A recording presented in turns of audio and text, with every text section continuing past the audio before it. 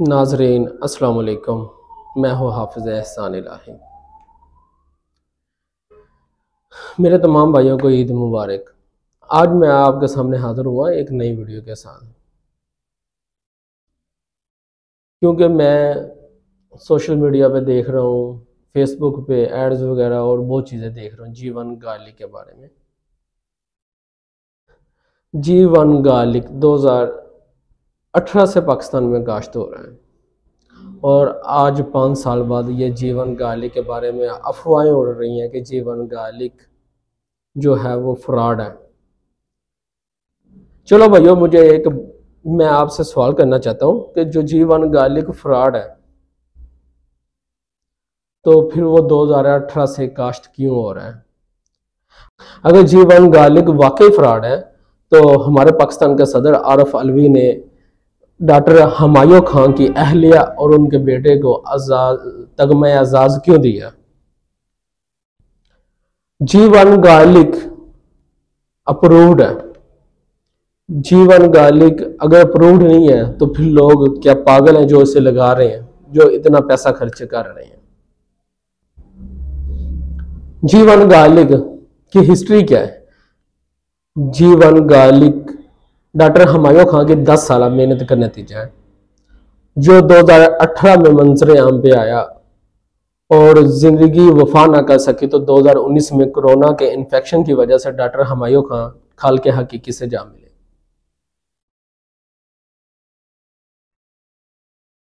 अगर वाकई जीवन गार्लिक फ्रॉड है तो जीवन गार्लिक को अप्रूव्ड क्यों किया गया?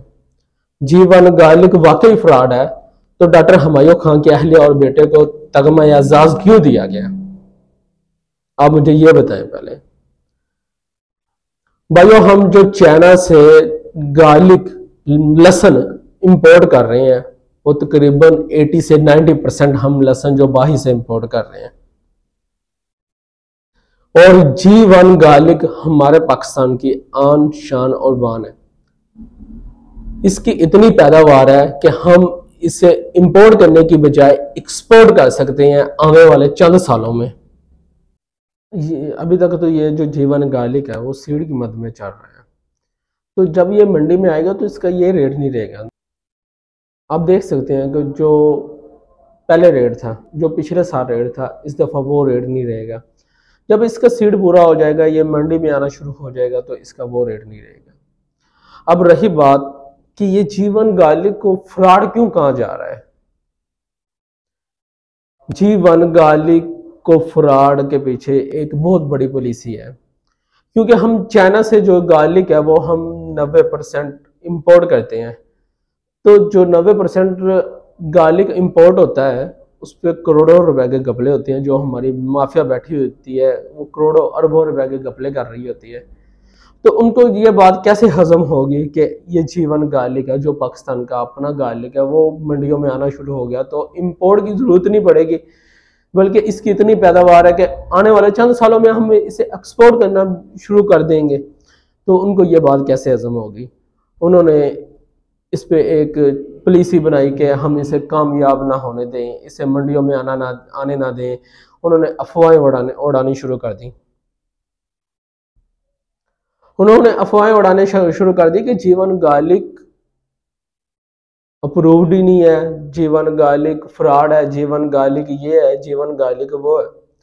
मैं सिर्फ केले जीवन गार्लिक की बात नहीं कर रहा। आप जिस महकमे में भी देख लें, हमारे सरकारी महकमों में देख लें, जहाँ भी देख लें, हमारी अदलिया के ऊपर भी हमारी माफिया हैवी है। मुझे तो समझ नहीं आती कि हम एक आज़ाद मुल्क में रहते हैं, या ये 23 करोड़ आवाम का मुल्क है, या ये चंद लोग जो माफिया का लोग ये मुल्क है। मुझे तो इस बात की भी समझ नहीं आती। हम जिस अदारे में चले हैं, मैं आपको करंट एक मिसाल देता हूँ। कनोला है, कनोला जब स्टार्ट हुआ है, कनोला की इस दफ़ा इतनी पैदावार भी नहीं थी। जब वो स्टार्ट हुआ कनोला, तो कनोला 10-11 हज़ार रुपये मन का रेट चल रहा था। बाद में माफिया की पॉलिसी ऐसी चालें उन्होंने चली कि कनोला 6,000-7,000 रुपये आ गया। उन्होंने अपना इतना स्टॉक किया कनोला कि अब वही कनोला ऊपर जाना शुरू हो गया। तो 10-11 हज़ार 12,000 रुपये ये कनोला जाएगा, क्योंकि ये तो चाहते हैं कि जो आम आदमी है वो तो तरक्की कर ही ना सके।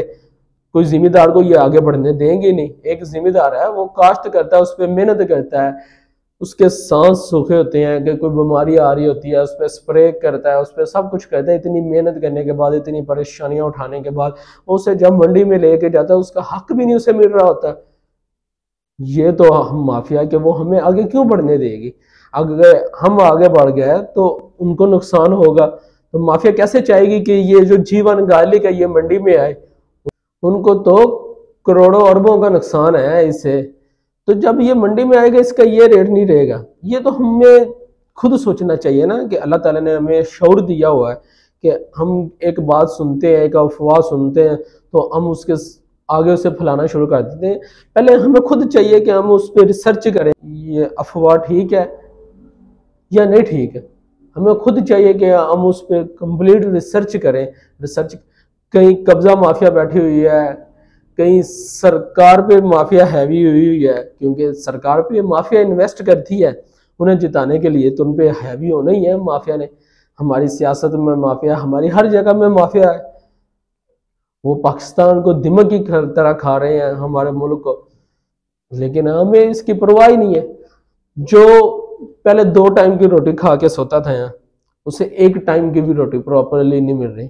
लेकिन नहीं, हमें फिर भी नहीं समझ आ रही, हम फिर भी लगे हुए हैं। मुझे एक चीज की आज तक नहीं समझ आई कि आज तक किसी हुक्मरान ने किसी को खाने के लिए दिया है? नहीं, हमें अपनी मेहनत से खाना है। जब ये मुल्क ही हमारा है, हमें इस पे मेहनत करनी है, तो फिर हम आगे हक बढ़ने के हकदार क्यों नहीं है? हम क्यों नहीं आगे बढ़ सकते? हम क्यों लोगों की बातों में आ जाते हैं? कोई हमारे कान उधर से खींच रहा है, कोई उधर से खींच रहा है, कोई उधर से ये बात निकाल रहा है, कोई ये बात निकाल रहा है। ना हमारा अदालती निज़ाम वो है कि लोग अदालतों पे बिलीव कर सके, ना कोई और है। अदालतें अपना मेयार खुद खो चुकी हैं, सब कुछ खो चुके हैं। ये जो सियासतदान है ये कुर्सी के लिए आपस में लड़ रहे हैं। और ये देख लें कि अब जो गंदम का हालात हुए, तो यही हालात हमें चाहिए कि हम खुद इन हालात से बचें। ये देखें ना कि जब हमारी गंदम है तो ये सरकार कौन होती है कि आके हमें कहे कि हमें ये गंदम दे दो, इतनी आपने सिर्फ 25 मन रखनी है, उससे ज़्यादा आप नहीं रख सकते। ये सरकार कौन होती है? ये सरकार हमें देती है कोई चीज़, जब खाद की बारी आती है तब ये सरकार कहाँ होती है? सोई होती है। पानी हम पैसों का लगाते हैं, खाद हम अपनी लगाते हैं, मेहनत हमारी होती है, सब कुछ होती है। बाद में रेट इनके निकले होते हैं या ऊपर माफिया के रेट निकले होते हैं। क्या आम आदमी नहीं तरक्की कर सकता? मुझे तो ये समझ नहीं आती कि ये अवाम, ये जो मुल्क है, मुझे तो इस बात की आज तक नहीं समझ आई कि ये जो मुल्क है ये 23 करोड़ अवाम का है या फिर ये माफिया का है क्या माफिया? हर चीज पे माफिया हावी हुई है। भाइयों थोड़ा सा सोचो, इस चीज के बारे में लाजमी सोचो। जीवन गालिक एक ऐसा लसन है कि जिसकी पैदावार सारे लसनों से ज्यादा है। ठीक है, अगर ये फ्रॉड होता तो ये 2018 में बैन हो चुका होता, ये इसके काश्त ही ना होने देते। ये हमारे अपने पाकिस्तान की रिसर्च है। अगर ये फ्रॉड होता तो ये 2018 में ये बैन हो चुका होता। ये ना तो कोई ऐसी हम कह सकते हैं कि ये अमेरिका की चाल है, उसने ये पाकिस्तान में भेजा, ना तो हम इसे इंडिया की चाल कह सकते हैं।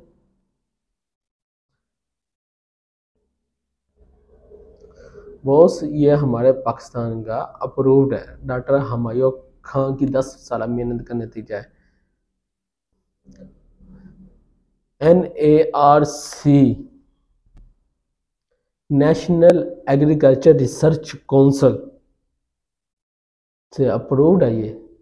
तो फिर हम एक चीज़ को हम देखते नहीं है, उसका बैकग्राउंड देखते नहीं है, एक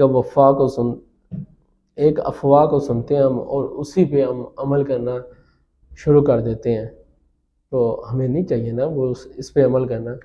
पहले हमें चाहिए कि हम उस चीज़ की तह तक पहुँचे, उसको देखें है क्या। माफिया तो हमारी कभी भी नहीं चाहेगी कि ये जो जीवन गालिक है ये मंडी में आए, क्योंकि अगर ये मंडियों में आया तो जो उनका अरबों के गपले हैं, जो उनकी जेबों में अरबों रुपया जाता है वो नहीं जाएगा। वो अवाम की जेबों में रहेगा, किसान खुशहाल होगा, और दूसरी ये बात है कि वो तो चाहते नहीं है कि ये मुल्क खुशहाल हो, वो तो कहते हैं कि वो ऐसा हो, जो बड़ा इन्वेस्टर है वो पता क्या कहता है, वो अपनी इन्वेस्ट से चीज़ें खरीद लेता है, बाद में उसे अगर उसके पास वो चीज़ 150 की आई है तो वो कहता है बहुत महंगाई है, लुट गया, मर गया, ये हो गया, वो हो गया। वो उसी चीज़ को, एक 150 रुपए की चीज़ ली हुई को, उसी चीज़ को वो 1000 रुपये में सेल कर रहा होगा। जब तक वो चीज़ एक आम आदमी के पास होती है या किसी जिम्मेदार के पास अजनास पड़ी होती है तो वो बेकार होती है। जब एक माफिया या इन्वेस्टर के पास आ जाती है तो वही चीज़ वो सोना बन जाती है। पिछली दफा भी यही हाल हुआ, जब एक जिम्मेदार के पास ये जीवन गालिक लगा हुआ था तो ये इन्होंने ऐसा ही किया कि ये जो जीवन गालिक है इसका आगे कोई मुस्तकबिल नहीं है, ये कुछ नहीं है। जैसे ही वो जीवन गालिक इन्वेस्टर माफिया के हाथों में आया तो उसकी कीमत जो वो 2000-2500 रुपए चल रही थी तो वही उधर से उठा, वो 2-3 मंथ बाद वो ड्राई हो गए तो वही उसकी कीमत 20-22 हज़ार पर केजी पे चलेगी।